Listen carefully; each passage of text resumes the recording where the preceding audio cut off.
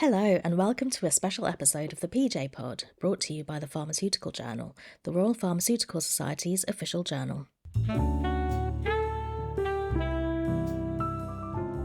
As is tradition, we're back for another end-of-year podcast. In this episode, we'll be looking forward to what might be coming up for the world of pharmacy in 2026. And of course, we'll be taking a moment to reflect on the year gone by, highlighting some of our brilliant journalists' biggest news stories and investigations. I'm Siobhan Chan, Senior Features Editor at the Pharmaceutical Journal, and I'm joined by the PJ team with some familiar voices and some that will be new to you. I'll introduce everyone as we go along, but in the meantime, hello everyone. Hello. Hello. So, you all know the drill. I'll be asking each of you to give me your predictions for the year ahead and telling us what those predictions are based on. Now, Corrinne, you're our RPS correspondent, and I really want to come to you first because earlier in the year, a key event signalled one change that's pretty close to home for us at the PJ. Yeah, that's right. It's not really a prediction because it's pretty much guaranteed to go ahead. But the Royal Pharmaceutical Society will become the Royal College of Pharmacy in April 2026, following a special resolution vote by members earlier this year. My understanding is that the exact date is subject to agreement with the Privy Council and the charity regulators. So does anyone actually know what the Privy Council is? According to Wikipedia, it's a body that advises the King and gives formal effect to various government orders, such as proclamations and orders in council. Okay, so we're not going to go down that rabbit hole. And Corrinne, you probably have got off lightly there with that prediction. But yeah, that's going to be a significant change. So what do you think it's going to mean in practice? Well, the RPS say that members will benefit from being part of a stronger and more influential professional leadership body, and that the term Royal College, which is a widely recognised term in society, will lead to a stronger voice in the media and with legislators. Hopefully some extra recognition for pharmacists and pharmacy, and patients will be at the forefront of their work. Okay, great, thanks. And does it mean any other changes for the Royal College? Well, they will have charitable status, which means it'll have a board of trustees for the first time. And they say it will modernise the charter, making the college more adaptable to change in future. They've actually set out 5 commitments for the Royal College, which you can see on the RPS website. Okay, great. And what about our members? What kind of changes can they expect? Well, new post-nominals, which as everyone knows, those are the letters after your name. There's an intention as a Royal College to enhance existing education and development offers, credentialing, and they also say there'll be an improved online experience and more ways to connect with other members and the Royal College itself. Okay, that's good to know. So what's the response been like from our members? So most members who voted actually voted for these changes, so they're broadly in support. Number-wise, I believe it was 71% of people who voted agreed that the Society should become a Royal College. Our executive editor, Carolyn, and I went to some live events around the country where we spoke to members. This was ahead of the vote. Most people we spoke to were positive about it. One member told us, and I'm quoting directly from them here, it was obvious that it would give us more flexibility to achieve, not only for patients, which is our main mission, but also to grow as a profession. So that sounds like really good news then. Any other predictions for next year? Maybe something that isn't already a certainty? Potentially another big institutional shake-up, and that's in the arena of politics. Next May, we'll see the Scottish Parliament and Welsh Senate elections. Obviously, we can't predict the outcome, but I think we could expect a bit of a shift in the political landscape, maybe especially in Wales. Right, so that is very different. Why are we expecting to see such a big shift then, and what will that mean for pharmacists? It's hard to say what it would mean for pharmacists, but it will be a big shift either way. In Wales, current polls suggest that Labour won't win, which is a big deal because they've got the most seats in Wales at every Westminster and Senate election since 1922. A September poll of voting intentions put Plaid Cymru and Reform pretty much neck and neck, with Labour coming third. Interestingly, there was a recent by-election in Caerphilly, I said that carefully, Caerphilly, which was always Labour, that went to Plaid, with Reform coming second and Labour behind. And we also know that Health Minister Jeremy Miles will be stepping down. And what about what's likely to happen in Scotland, do you think? Well, in Scotland, although current polls do suggest another Scottish National Party win, around a third of the current MSPs are planning to step down. That's including Humza Yousaf, a previous First Minister but also a former Health Minister. So that could be a lot of new voices. And the new player, Reform, seem to be gaining ground and polling close to Labour. But at the moment, the SNP are still holding the largest single share. Last time I looked, it was about 34%. So, any idea about what that might mean for pharmacy? It's really hard to say, I think, at this stage, but I'm mentioning it because I think it's definitely something to watch very closely, just because these are two very innovative nations when it comes to pharmacy. So what happens there should be of interest to everyone. Great, thanks, Corrine. It will be really interesting to see how that plays out over the next year. You're right about these being innovative nations. Scotland and Wales have been leading the charge in terms of community pharmacy services, with more funding for prescribing announced last month. But in England, it's a bit of a different story. So, Graham, you covered the contract negotiations earlier this year, including the terms and the impact on pharmacists' day-to-day work. I did. So, what do you think will happen in 2026 with pharmacy funding? Well, I mean, pharmacists have had significant funding problems for many years, and they won't be going away anytime soon. But the contract that was agreed earlier this year did mean that there was a little more money, which was a step in the right direction, although real change probably looks some way off. I see. So, I'll be expecting more of the same in 2026? Well, the current pharmacy contract runs out at the end of March next year in 2026. And as we're recording, negotiations have not yet started, although they were due to have. But we would hope for details of the new contract before the end of this financial year. Although we should say that the last one did run over the agreed term, and that could happen again, although that's clearly not ideal in terms of uncertainty for pharmacists. And it's very difficult for them to plan ahead in those circumstances. It's also worth saying that when the current contract was announced, Community Pharmacy England did say that the government was committed in the longer term to a sustainable model of funding for community pharmacy. So there could be some changes coming down the line. Right, so that's promising. And how do we expect those negotiations to go? It's very hard to say, and when negotiations are ongoing, both parties always keep their cards very close to their chests.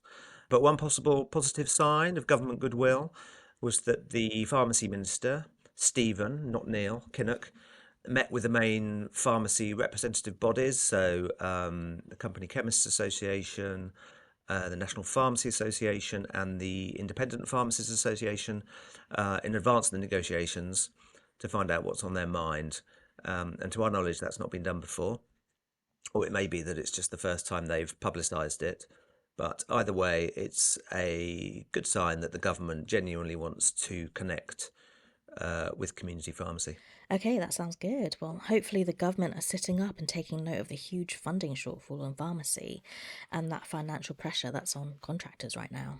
Yes, hopefully. I mean, last time when the current contract was announced earlier this year, some people felt that Community Pharmacy England's negotiators could have been a little bit tougher with the government, and there was some unhappiness that the contract wasn't as generous as it could be, but the negotiators obviously have a tricky hand to play in those negotiations. It seems like the amount of the overall sum allocated to pharmacy is set by the Treasury. Do you think there's actually room for any more funding to come to community pharmacy? Well, that's a very good question. The negotiating process is quite opaque, and how much influence the community pharmacy negotiating team actually have in extracting more money from the government is a moot point, I would say, although I'm sure they tried their hardest.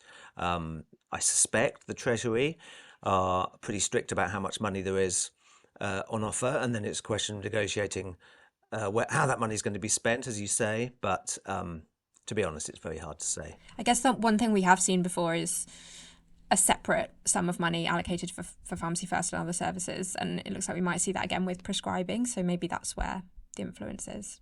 Yeah, that's right. I mean, they could come up with a plan, because obviously the prescribing scheme will be forthcoming sometime soon, so there could be an announcement that that is kind of ring-fenced money.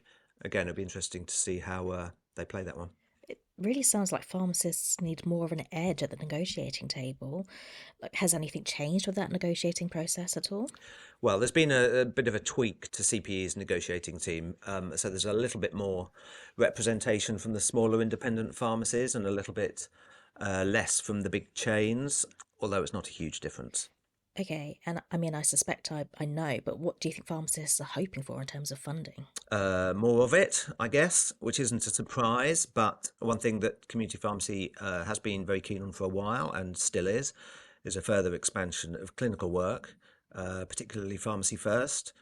They'd love to see that expanded as long as it's funded properly.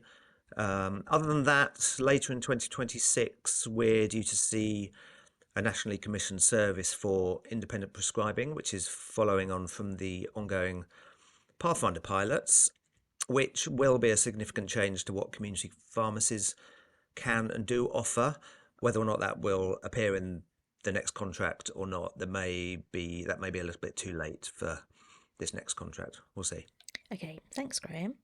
So I'm going to bring Joanna in at this point. You've heard a bit from her during this podcast, but I've not introduced her properly. So Joanna joined the team early this year as our new senior clinical reporter. Joanna, can you tell us a bit more about what community pharmacy prescribing might look like in England? Hello. So as Graham mentioned, over the last couple of years, there's been a Pathfinder project. Kind of different to a pilot in that it's testing a lot of different things. You know, how community pharmacy prescribing could be used in different clinical areas. So hypertension, contraception, minor ailments are just a few things that are being tested. But they've also been testing the actual model of service delivery, things like the IT system and pathways that link up community pharmacy prescribing into like GP referrals. I've seen one where they're taking pressure off hospital waiting lists. So that's been going on for the last couple of years, and the funding for those pathfinders is coming to an end. We know that integrated care boards have been asked to continue local projects. So pharmacies that have been providing these prescribing services through the Pathfinder project, integrated care boards have been asked to continue those locally where they can. Wasn't there also an aim to negotiate a national service as part of that? Yeah, I mean, that's the ultimate goal. And obviously from summer 2026, we'll be seeing new registrants entering the workforce as prescribers. Obviously, I think they'd like something to be in place in community by then, but we'll see. We don't really have any detail on a national service beyond these kind of local prescribing pathfinders continuing where possible. Yeah, I think you've been to visit a couple of them, Joanna. Yeah, I went up to Newcastle earlier this year and visited a couple of Pathfinder projects up there, which was just really interesting, just to spend some time in the pharmacies. You could see how patients kind of came in and, I don't know, the pharmacist might use prescribing to make an amendment to a prescription to allow them to get, you know, a different formulation of something where what they've been prescribed was out of stock. And then all the way through to like really innovative clinical areas, projects working across like GP, secondary care. But yeah, we have another podcast episode planned on that, so stay tuned. Great, thanks, Joanna. Now on that topic, our learning team has produced quite a lot of educational content about prescribing recently. Now, Caitlin, I know you've been working on this. Do you have any predictions about how this new skill might be used in different settings? Hello, yes, I do. So my prediction is that we'll start to see interesting responses from employers about how to make use of these newly developed prescribing skills in practice. They'll need to find ways of deploying this new skill set while making sure that newly qualified pharmacists are supported to work safely and stay within their scope of practice. So we might see things like job descriptions begin to evolve and changes made to inductions and supervision. Okay, right. So what kind of changes to job descriptions are you talking about here? So they'll need to facilitate the new levels of prescribing competency coming through from the MPharm now, and think about what's safe for a prescriber straight out of their foundation year. To do this, they might create bespoke supervision structures or their own definitions for scope of practice that reflect their local context. It'll be interesting to see what prescribing tasks new pharmacists will be able to take on safely and how this develops over time. So what we're saying is there's still no clarity on the exact tasks that pharmacists who are independent prescribers will be expected to do in their day-to-day jobs? Not really, no. There's been some scepticism about whether the NHS is ready for it. There's a risk that newly qualified pharmacists won't be able to make use of their prescribing skills straight away, which will miss the aims of the reform and the long-term commitment to building a prescribing workforce. But the problems have been a bit obvious, and we've been seeing them in the run-up for this for a while. For example, the lack of designated prescribing practitioners and the challenge of scaling this up sufficiently for the training year have been talked about for some time, and we're now only a matter of months away from the first cohort joining the register. Is that similar to what junior doctors do? Does anyone know, in terms of having sort of designated prescribing activities that they can grow in competence in kind of after the first year? I'm not actually sure, no. But I think the issue of if people feel confident and comfortable with them, being straight out and going into possible prescribing roles, I think it's fine as long as things are very well defined and the proper structures are in place. But there's going to be quite a lot, or there's potential for there to be some differences between different parts of the country as well. So you're almost setting yourselves up for a postcode lottery when it comes to prescribing, in terms of which trusts and which hospitals have different structures in place. But my impression of pharmacists is that they're a very careful profession, and obviously the GPHC has, powers to regulate, whether or not someone is acting safely, whether or not that is prescribing. I think the concern maybe from some areas is, will pharmacists be under pressure to prescribe in a way that might be less safe? So we've already kind of seen that with online questionnaires for weight loss medications, reports of people, having to churn out loads of prescriptions under a time pressure in a way that doesn't really allow them to clinically assess the patient. So I think that's another concern, maybe more for private services, but maybe for NHS services too, if there's a time squeeze. Yeah, some really good points there. I'm thinking about the main pharmacy sectors now. Is there one that you think will be fastest at adapting to this new skill set? So I think it'll be easier to take a more structured approach in secondary care. The teams are bigger, there's more resource, and there are better definitions in place for scope of practice. They'll probably have more of a prescriptive approach in hospitals with specific tasks and examples, maybe even a mini formulary they'll work within. Okay, that makes sense. And what are you thinking in terms of community pharmacy or general practice? Pharmacy first is an area that prescribing qualification could be applied outside of secondary specialisms. Within primary care, we might see pharmacist-led clinics being set up, but I imagine it will vary place by place. I think it's perhaps unlikely that newly registered pharmacists will be leading on these types of initiatives straight away, but there are a growing range of avenues for them to explore. Yeah, most pharmacists working in general practice are already prescribers, aren't they, or at least training to be. So yeah, maybe that's a sector that might take a bit of a lead in it. We've also not mentioned private services. So pharmacist prescribing is absolutely massive in private services. So things like medicated weight loss or HRT, private clinics. Yeah, that's actually another prediction for next year, Siobhan. Everyone's been talking about weight loss drugs this year.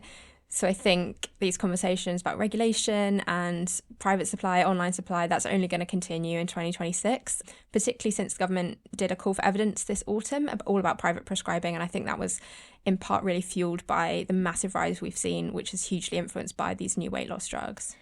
Yeah, so we have published a lot of features and learning content on GLP-1s and weight loss drugs this year. I know that you've looked at pipelines of what's in development in the industry, Joanna. So what are you thinking? Are there any new treatments set to be launched in 2026? Yeah, so from the research we did for that piece, I found out we could be expecting the launch of oral Wegovy and CagriSema, both in development by Novo Nordisk. So we could see those launch in 2026. We're also expecting any day now phase 3 clinical trial results from Eli Lilly's retatrutide. That's a triagonist, and it's already rumoured to be in supply on the black market, even though it hasn't finished clinical trials yet. But it could be launched in 2027. Okay, so that's looking really far ahead. We just want to do 2026 today. Great. So next year, do you think there will be any new weight loss treatments available on the NHS? Yeah, I'll keep it to 2026. What's available on the NHS really depends on NICE approval. They've recently published a forward view for what they're looking at over the next year. So we know that obesity is a priority area for NICE. They've highlighted that in their forward view. One thing we do expect to see coming is Eli Lilly's daily weight loss pill, or Orforglipron. So depending on regulatory approval from the MHRA, is expected to go through NICE in 2026. Okay, wonderful. Is there anything else coming up in terms of new medicines more widely, so outside of that weight loss sphere? And do you think any pharmacists will see change to their clinical practice? Yeah, I mean, there's always new drugs being developed, and we've had a lot of conversation this year about whether the NHS should be adopting these new drugs as soon as they're available.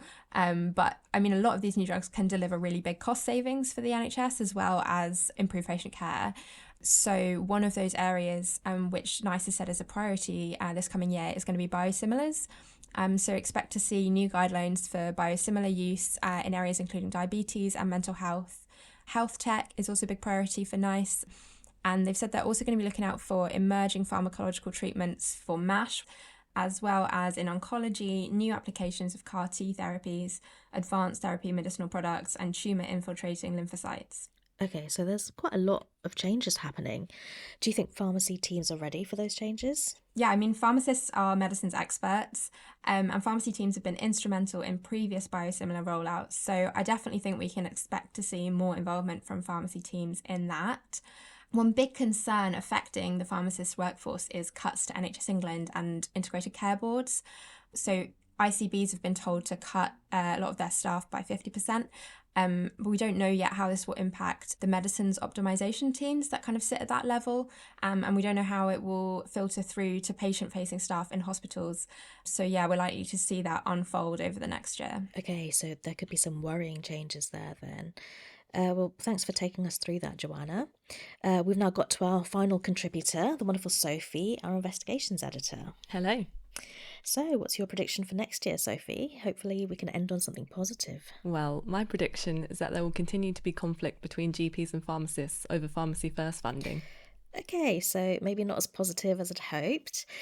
Right, so this is the story about some GPs saying that Pharmacy First funding should be redirected towards GPs themselves, right? And it's worse than that. In a letter from the British Medical Association that was sent to GPs in error, pharmacists were labelled less skilled people. Oh dear. Ooh, that's not good. No, and it shows a complete lack of understanding about what pharmacists do, which seems to be a recurring theme. I think the BMA did roll back slightly from that, didn't they? And claimed, as you said, it was in error and they never intended to publish it. But even so, it's perhaps an indication of the way some doctors think. Yeah, it's clear there is still tension because even after that, there was the National LMC conference, the BMA's kind of local committees conference. There were several motions in there that kind of called for money to be redirected from Pharmacy First to GPs and things like that. So there clearly is this tension, but yeah, this kind of theme has a long history. Yeah, and there's clearly a tension there, as you say, particularly as kind of clinical areas for pharmacists are expanding.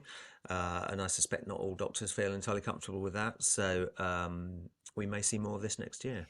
Where's that come from then, and why do you think it's going to continue into 2026? It's not really clear where this has come from, but it's clear that funding pressures are causing some competition between the professions, although obviously not all GPs think like this.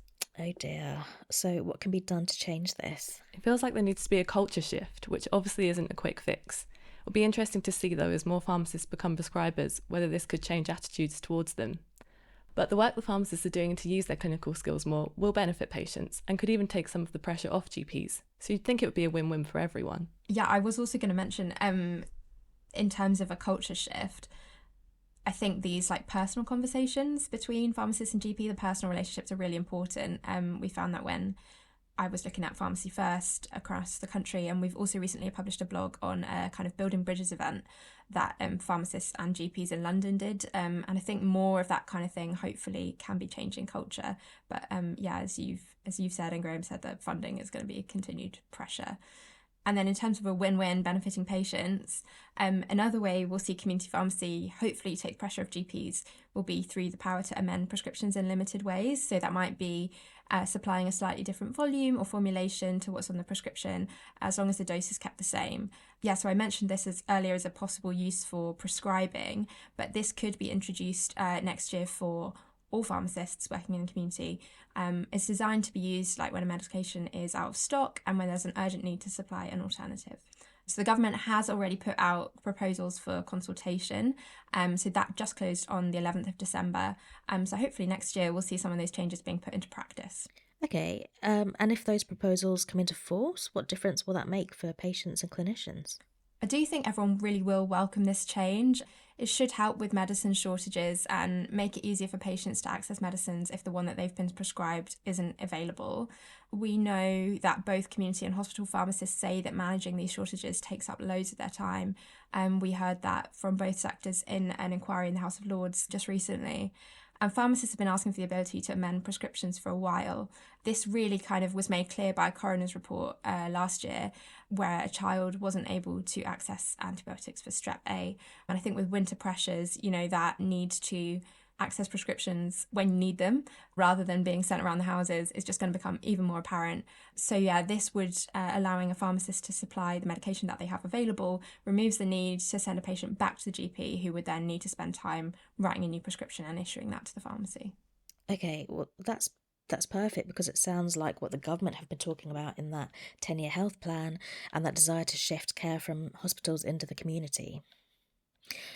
Sophie, I think you wrote about pharmacy's role in the 10-year health plan, which came out this summer. Do you think we'll see some aspects of this being delivered next year? So vaccination and prevention services are already being rolled out in pharmacies, like the flu vaccination service for children aged 2 and 3. So it started, and from next year, pharmacists will be able to provide HPV catch-up jabs to young people who may have missed them at school. Perfect. Any other roles that pharmacy will be playing in that 10-year plan? Well, we know that the first 43 neighbourhood health centres are being rolled out, which the government has described as multidisciplinary one-stop shops. These are services that are centred around general practice and link with pharmacists and other health and social care professionals, as well as local government and the voluntary sector. We also know pharmacists will be delivering more clinical services to support people with long-term conditions like cardiovascular disease and diabetes, but there isn't a lot of detail on that yet. Okay, so in summary, it sounds like we'll really start to see delivery of that 10-year plan, I suppose. Yes, but let's not forget that this relies on having the workforce and the funding in place, which, as you heard from Graham, isn't guaranteed. Yeah, so the consultation on the workforce plan finished early November.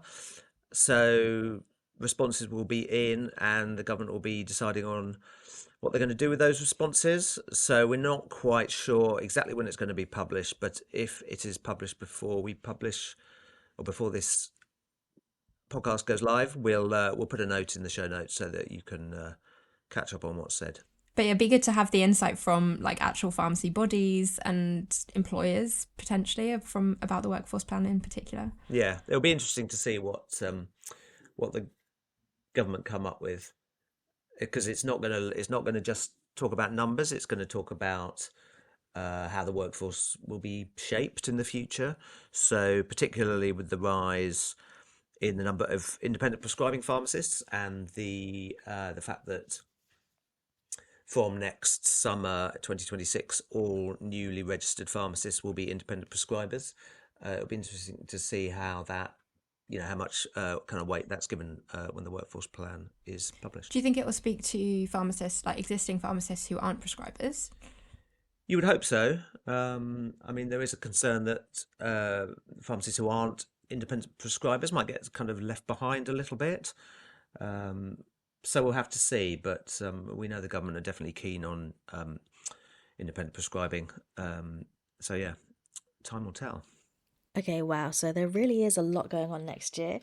I have no idea how I'm going to sum all of that up, but it does sound like 2026 is going to see some massive changes for the world of pharmacy. Yeah, well, you can start counting them on your fingers. We've got the Royal College coming. We've got the implementation of the NHS 10-year plan. We've got the 10-year plan workforce plan being published.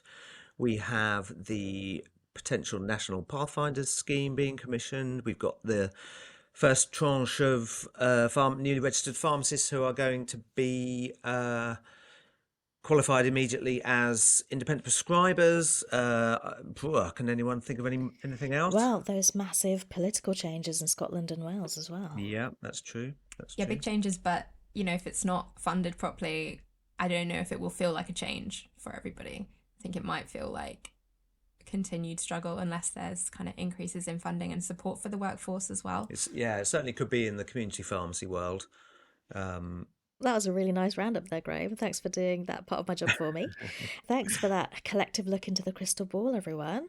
I'm glad that we've got all of you here to help our audience navigate all of the changes that are coming up. And obviously, thank you to the whole PJ team for producing some fantastic journalism this year. Yeah. Yeah. Actually, on that note, I'd also like to thank everyone that I've gone out to for comment this year when I've been writing news. I've approached loads of people, pharmacists, pharmacy technicians, charities, healthcare bodies, and I quite literally couldn't do this job without them. So whoever you are, if you've helped me out this year, I'm hugely grateful to you. Thank you. Yeah, likewise. And if anyone's listening who'd love to be featured, please do get in touch, because we're always looking for more blogs, opinion, and kind of comments on our news stories. So we'd love to hear from you. Yeah, do get in touch with us.